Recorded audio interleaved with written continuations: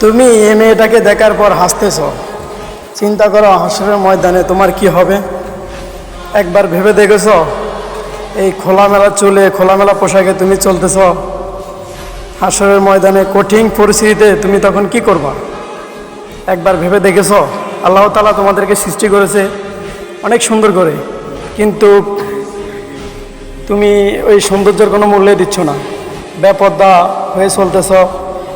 বেপর্দা নারী সবাই পছন্দ করে, কিন্তু কেউ বিয়ে করে না। তো তুমি চিন্তা করে দেখো, এই দুনিয়াতে যতদিন আছো, এই মেয়েটাকে দেখো, মা বাবার আদর্শ আছে বিধয় আজকে তার বোরকা হিজাব সব কিছু নিয়ে চলতেছে, আর তুমিও চলাফেরা করতেছো। আল্লাহ তাআলা তোমাকে হেদায়েত দান করুক। সবাই বলো আমিন।